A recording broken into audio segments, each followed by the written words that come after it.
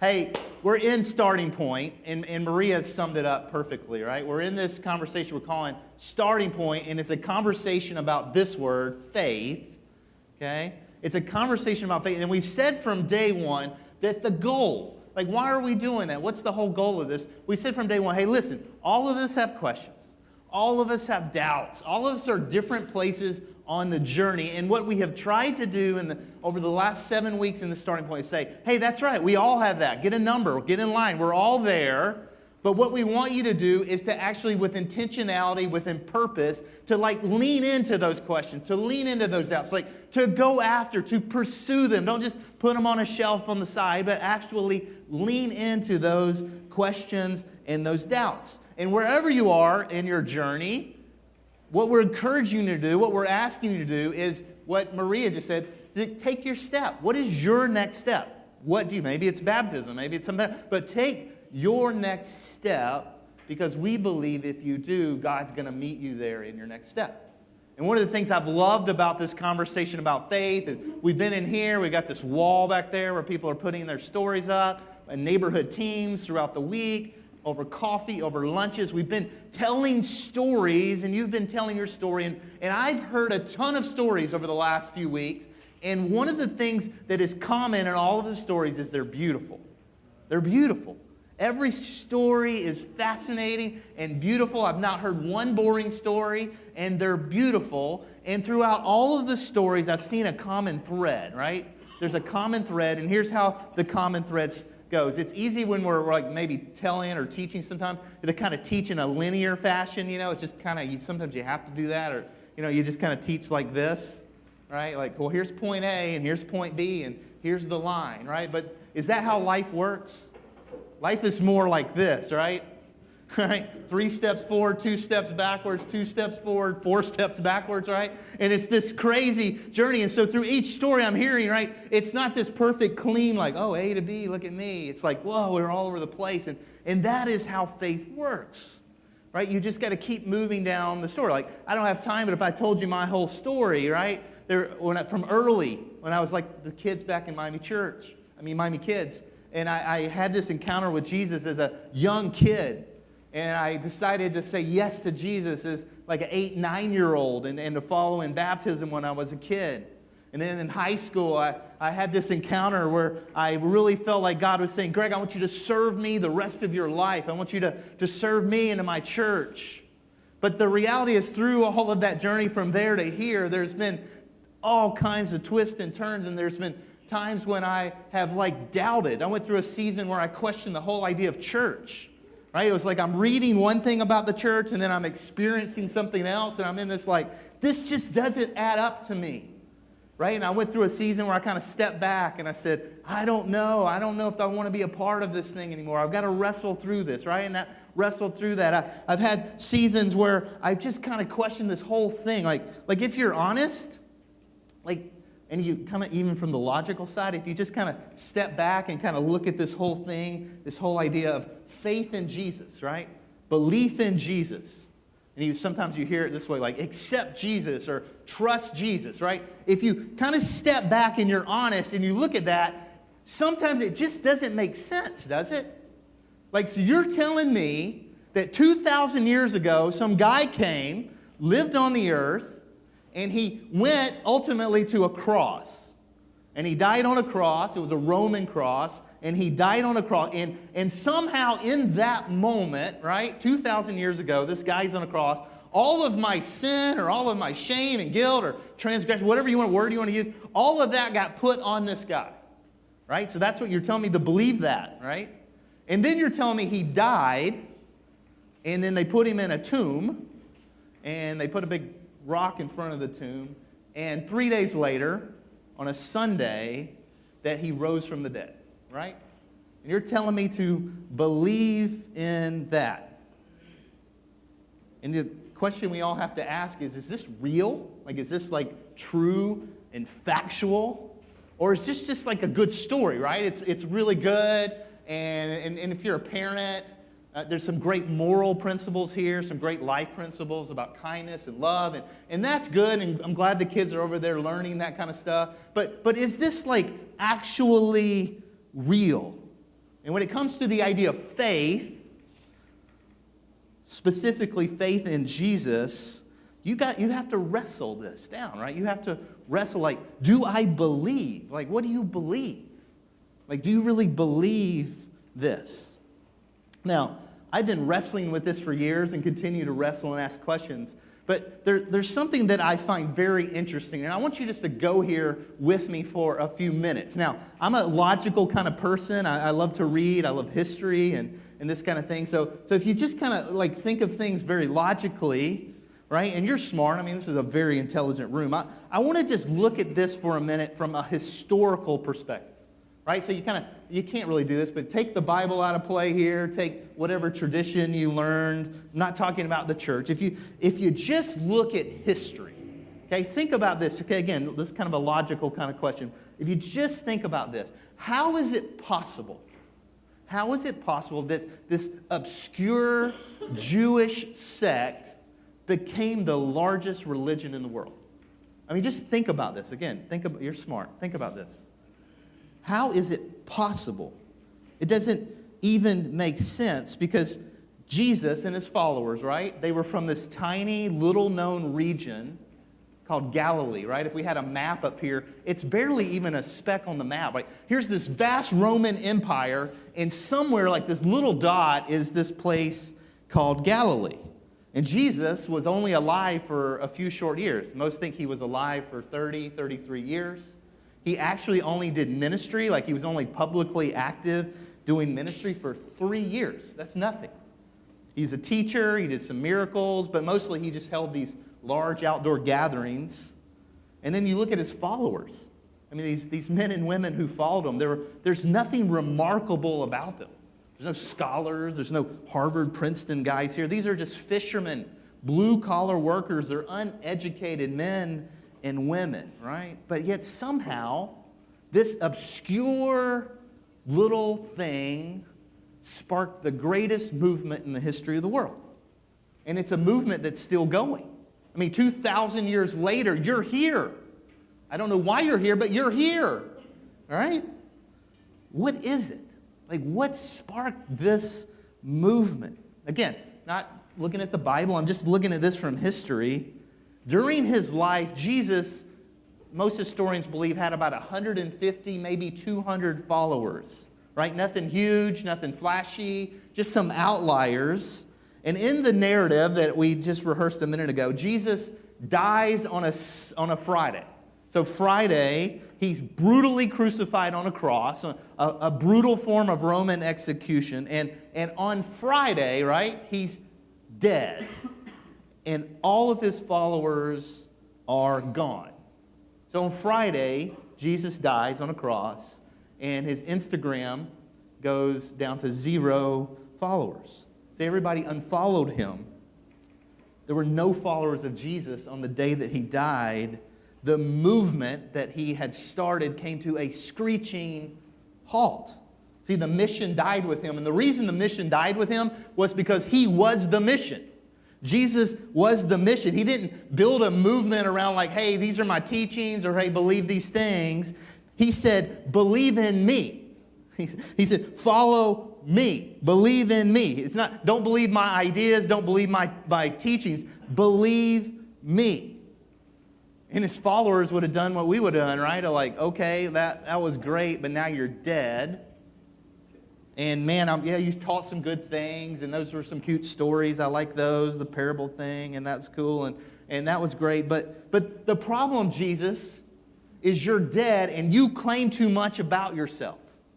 Like he said stuff like this. Like, look here, John 11, verse 25. Jesus said, I am the resurrection and the life. This is Jesus speaking. And who believes in me will live even after dying. I'm the resurrection and the life. Now, if I'm a follower, like, okay, Jesus, you said you're the resurrection and the life. Now you're dead. You're dead. Like, resurrection and life don't die. He let people around him, people like John, say these kind of things about him. Like, look, the Lamb of God who takes away the sins of the world. He let people call him the Son of God. He says, look, hey, this is the one we've been waiting for. This is the Messiah. This is the chosen one from God. And from start to finish, if you study the life of Jesus, from start to finish, the mission of Jesus was Jesus. He was saying, believe in me. He didn't come to leave like a nice collection of stories or teachings or thoughts. He just went too far for that. He claimed too far from that. So it should not be a surprise to us that when he died, when his followers, when his disciples watched him die, they watched the movement die with him. Messiahs don't die. Sons of God don't die. It's impossible to crucify the resurrection and the life. And so he's nailed on this Roman cross on Friday, and he is dead. And when he died, it undermined every single thing that he had said about himself. No one believed he was who he said he was. He was dead. And what happened, right? There were no Christians on Friday. There were no Christians on Saturday, right? They all fled. They all left. They all went their way. They didn't discuss how to keep his teachings alive. They weren't like, oh, let's kind of keep this going. They all said, we're out of here. He said this, but now he's dead. And his life and his teachings were inseparable, and now he is dead. Right? And they felt like we would have felt, right? If we followed someone for 3 years and they claimed all these things and then they died, right? We would have felt the same way. We'd have been like, okay, either this guy was like really confused and just some kind of crazy guy, or either we got scammed, right? We got duped. We believed this stuff, but we got duped. But yet something happened. These men and women, these followers who left, who fled, who hid, who ran, these are the very men and women who later, just months later, actually give their life for this guy who died on a cross. And this part right here is where the story becomes both unexplainable and undeniable. It's unexplainable because there's no good explanation. There's no logical explanation why these men and women would risk their lives to re-engage, to re-believe, to re-follow someone who died. And it's undeniable because here we are 2,000 years later in a room talking about this. We're discussing this. It's unexplainable. It's undeniable, right? So Friday, okay, we call it Good Friday now. Jesus is dead. There's no followers. There's no Christians. There's no church. There's nothing. And then here's the hinge. Like here's the transition. Here's the tipping point. The turning point, the thing that makes all the difference was not something Jesus said. It's not something he taught. It was something that he did. And he came back to life. He came back to life. See, something happened. There was an event, a historical event, an event in history, and this event changed everything. If the story had ended on Friday with a guy dead after a brutal crucifixion, we would not be here today, 2,000 years later, talking about it. An event in history changed everything. And the event is called the resurrection. You don't have to start with the Bible. You don't have to start with tradition. You just look at history. You just look at history because there were tens of thousands of people who followed Jesus, who believed that he rose from the dead before there was ever a Bible. In fact, people started believing that Jesus rose from the dead the morning that Jesus rose from the dead. Now, this is interesting, right? So what happened? Right? So Sunday, Jesus comes to life. He rose from the dead. And what did the people do? They did exactly what you and I would have done if we had seen someone die on Friday, and then 2 days later we had seen them alive and talked to them and had breakfast with them on a beach, right? What would we do? We would go to social media and we would start writing about it and we would start like talking about it. And that's what the first followers did. They took to social media, first century style, and they began to talk about it and to write about it. And this right here, okay, what they did, the response of these first followers is why I believe that Jesus literally rose from the dead. You know why I follow Jesus? Not because the Bible said so or because I grew up in some church. I follow Jesus because of the way that these men and women responded after the resurrection. I believe and I put my faith, back to that word, I put my faith in Jesus because of the way these men and women responded, the difference between the way they responded on Friday and Saturday and the way they responded on Sunday. See, something happened. They saw something. And when they saw something, it totally changed the way that they responded. And this is why I can stand here today and say, hey, I believe you should have faith. I think you should believe. I think you should trust, because these people took to social media. And guys like Matthew, who was this tax collector and had followed Jesus for all these years, when he saw the resurrected Jesus, he wrote it down. He said, you got to hear about this guy. And then there was a guy named Mark who was Greek, not Jewish. And he knew many of the men and women who were eyewitnesses who walked with Jesus. And he sat down and he wrote a chronological account of what happened. There was a guy named Luke. And Luke was a doctor, very educated, very smart. And Luke says, hey, I set out on a mission like an investigator to write an orderly chronological account of the things that happened here. And then there was a guy named John. John was a follower of Jesus. He was close to Jesus. And John, right, he actually stared into an empty tomb. Like John saw the body go into a tomb on Friday, and then on Sunday he literally physically walked into that empty tomb. And he wrote this. Let's see right here. John chapter 20, verse 30. He said this. The disciples saw Jesus do many other miracles and signs into addition to what's in this book. Meaning, I couldn't write it all down. It would have just been too much. He says, but these things are written. I wrote what I wrote so that you may continue to believe, that's faith, that Jesus is the Messiah, the Son of God. He says, hey, I've seen. I believe. He says, you should believe. You should have faith. Hey, guys, on Friday, I quit. I left. But on Sunday, I saw. And what I saw tells me that you need to believe. And then he says this, the next part of it, he says, and that by believing in him, you will have life. You will have life in the power of his name. Now, one of the, I think, most compelling reasons that I believe Jesus is who he says he is, and he literally wrote from the dead, and many of you have heard me say this before, is his brother James. You may not know this, but Jesus had brothers and sisters, and he had a brother named James. And James, from all historical records, thought that Jesus was crazy when Jesus was alive. James was not a follower of Jesus, right? But something happened. Now, how many of you, if your brother came up to you and said, hey, I'm the Son of God, how many of you would think your brother's crazy? Right? You already think your brother's crazy. You don't even have to say that, right? Right? But here's James, right? And he goes, this guy's crazy. He's not a follower of Jesus. But after the resurrection, okay, after the Sunday, after Easter Sunday, James shows up as one of the leaders in the first church. He shows up as one of the leaders in Jerusalem, declaring the message that, hey, Jesus is the Son of God. He's basically saying, my brother, the kid that I grew up with, my brother is the Son of God. He's the Messiah. He is who he claimed to be. And ultimately, not only did he say that, we know from history that James actually gave his life for the belief that his brother was the Son of God. And then there's Paul, who traveled all over the world.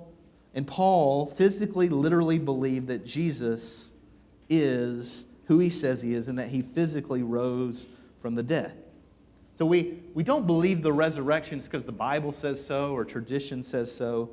We believe because these men and women in the first century, they knew Jesus and they were either eyewitnesses of or knew eyewitnesses of, and they wrote it all down, and they believed to the core of their being. They believed so deeply that they actually literally and physically gave their lives for the belief that Jesus rose from the dead. And this is why I follow Jesus. And this is why I say following Jesus requires faith, specifically faith that you put your trust in Jesus, that you trust the person, not just the teachings of it, but the person of Jesus. But see, I don't think it's a blind faith. It's an informed faith. And at the center of this is an event that was attested to by eyewitnesses who, by their own accounts, on Friday quit. Right? By their own accounts, on Friday, they left. They were done. I'm out. No. But something happened between Friday night and Sunday morning, and they regained their faith and belief that Jesus is who he says he is, and that he rose from the dead. And the foundation, the core of following Jesus is not a list of believe that's or do that's, but it's the simple trust in Jesus. Believe in me, I am who I said I am. Now here's the deal. This is real, right? Okay, this is real. If this really happened, if this is an actual historical event, if Jesus really did die on Friday and come back to life on Sunday, right? If this is true and this is real, then that means that every single thing that he said and did is true. Every single thing he did is right. And that he is who he claimed to be, that he is God, the Son of God. And so we have to wrestle with that, right? If you're on the fence, right, and you're like, I don't know, Greg, I'm kind of like you've been. I'm kind of like, yeah, maybe it's a good kind of thing, but I'm not sure. I'm kind of on the fence. I'm back and forth. I just got some questions. I'm not sure. So if you're just considering this, I think you got to really look at this and go, if these guys, these men and women, were one way on Friday and another way on Sunday, and they ultimately gave their life for something that they really believed happened, it seems like it's true.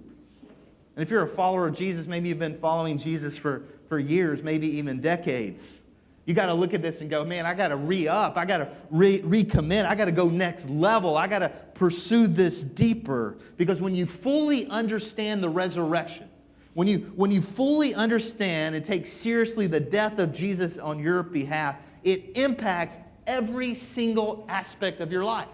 There's not a part of your life that it doesn't impact. It impacts every single thing. It impacts how you spend your time. It impacts how you spend your money. It impacts who you spend your time with. It impacts how you entertain yourself. It impacts how you mourn. It impacts how you love. It impacts how you honor and respect people. It impacts everything. If this is true, if it's real, if Jesus really is alive, it impacts every single thing. There's so much we could say here, but I summed it up in just a few quick statements. If Jesus is really alive, if the resurrection truly is real, the first thing is that you can pray knowing that God hears your prayers because Jesus came back to life. Because Jesus says, hey, when you pray, when you talk to God, he says, you should pray as if God is your Father. Right? Now, again, that gets all weird for some of us because we don't have a great relationship with our dad, right? But he says, in the pure form, God is your Abba, right? And you can talk to him as if you have this intimate personal relationship. And you can pray, Jesus says, because you know that God knows what you need before you even say it, but he wants you to say it anyway because that's what good dads do. They just want to be in the conversation with you. And Jesus says, hey, when you pray in private, when you pray quietly, that God rewards you openly. And the reason you can believe that God hears your prayers, that God cares about you, that God's intimately involved in your life is not simply because the Bible says so or somebody told you when you were a kid. You can believe it because Jesus rose from the dead.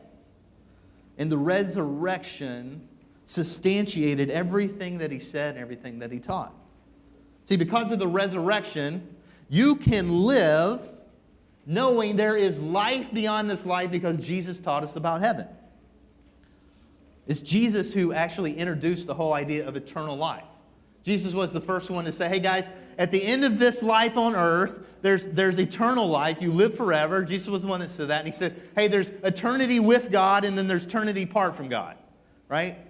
And he said that, and he said to his followers, hey, I'm going to go prepare a place for you. Right? You heard this? I'm going to prepare a place, and then I'm going to come back and get you, and you'll be with me forever. That was Jesus that said that. And none of that made sense, right? These guys are like, okay, Jesus, whatever. None of that was even believable until he rose from the dead. Now, I've been to some funerals that have been fun. Doesn't make sense, right? A funeral shouldn't be fun. But I was at a funeral not too long ago. I was at a funeral of someone who lived a great life, who loved God, who loved their family, who served. And there was story after story, right? A person say, this person impacted me.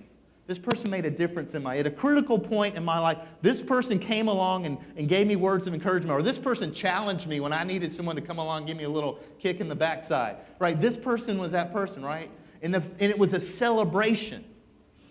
You know why it was a celebration? Because Jesus says, this is not the end, and there is hope beyond this life. In this funeral, which funerals shouldn't be celebrations, but this funeral was a celebration. And it's because Jesus rose from the dead. Jesus rose from the dead. And because of the resurrection, you can sacrifice knowing your faithfulness matters. You can sacrifice knowing, like when you serve and when you give, when you go out of your way for others, when you stand up for the marginalized, when you treat others with honor and respect, when you choose community over yourself, when you make wise choices, when you say no to unhealthy vices. These matter, right? Because Jesus says that, hey, what you do in this life matters. How you live your life, how you invest your talents and gifts, how you live matters. And it not only matters in this life, it matters for eternity. Jesus says faithfulness matters. And I'm paying attention, and I value faithfulness, especially when it costs you something. And the last one, because of the resurrection, you can have a relationship with Jesus. If this is really true, if Jesus really is alive, you can have a relationship with Jesus, not just some cute thing we say in some kind of vacation Bible school or Sunday school or something like that. Like, no, if Jesus is really alive, he says, hey, you can have a personal, intimate connection with me here and now. And if you're not a follower of Jesus, if you're still exploring this, I really think you should consider this. I really think you should say yes to Jesus and make him the leader of your life. I mean, it's compelling to me. It's why I follow Jesus, is because these men and women who quit on Friday, they ultimately gave their life for it. And they said yes to Jesus. And the issue, friends, for those of you who are on the fence, who are questioning, the issue is not what the church has done, because the church has done some really stupid stuff. It's not what Christians have done to you, because Christians do stupid stuff all the time. The issue is that Jesus rose from the dead. That he was dead and now he is alive. And the question you have to answer, and the question that we all have to answer, is who is Jesus? We said that in week 1 of Starting Point. Ultimately, this is all going to boil down to one question. Who is Jesus? Is this real?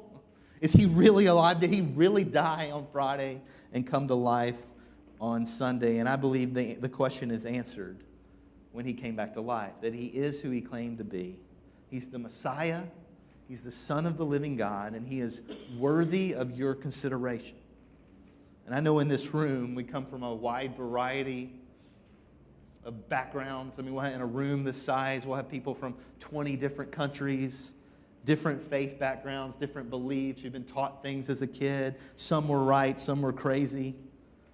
But here's the deal.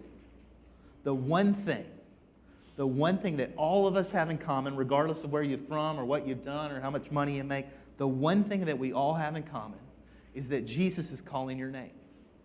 That Jesus is pursuing you. Right? I don't believe you're here by accident, like, oh, I just bumped into this place at 2150. No, I believe that you're here today because Jesus is actually pursuing you.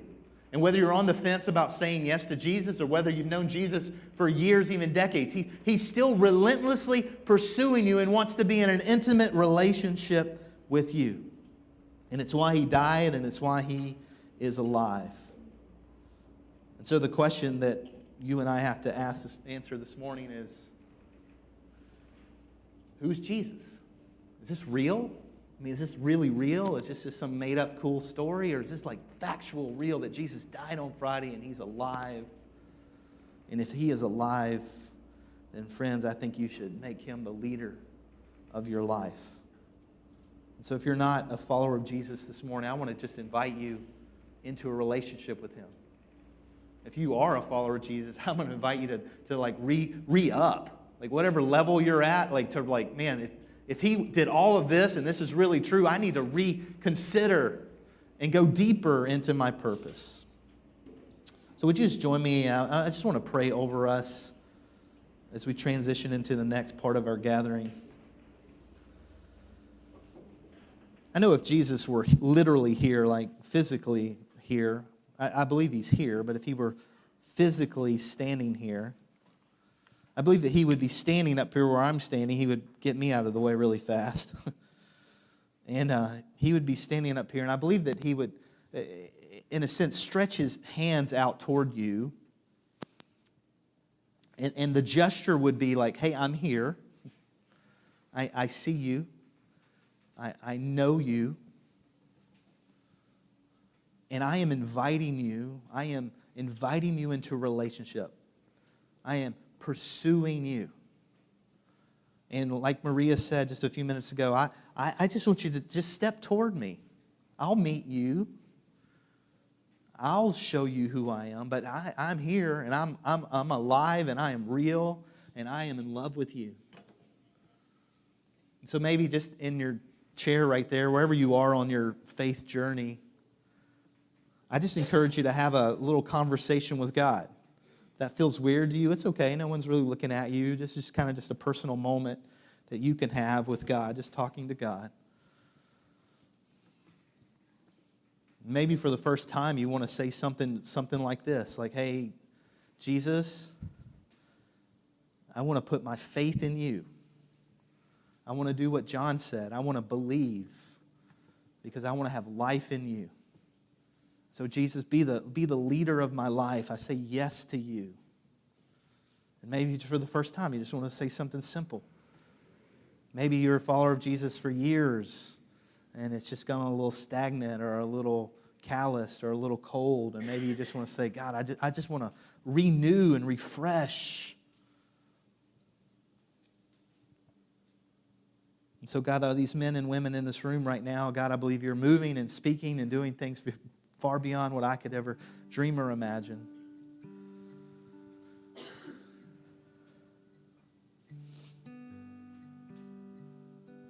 God, this is a room full of people that you love, and you proved your love by dying on a cross. But God, that wasn't the end of the story. God, 3 days later, you came out of the grave and you were alive. And these men and women, God, these followers who thought probably you were crazy on Friday, God, they said, oh my goodness, you are who you say you are, and I'm gonna give everything, including my life, to follow you, God. God, your movement is alive and well. It's not dead. And yeah, man, we've tried to screw things up. We've messed things up so bad, but through all of our mistakes, God, this movement is still moving, and it's working, and it's alive, as witness to a room full of people this morning.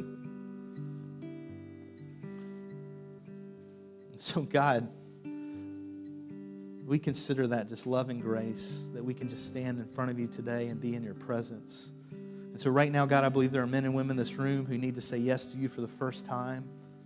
God, would you just wrap them in your embrace right now? God, I believe there are some of us in this room who have known you for years.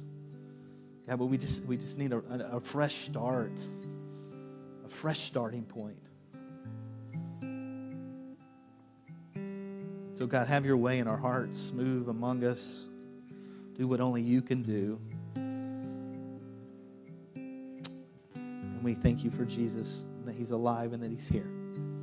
And we pray this because of that.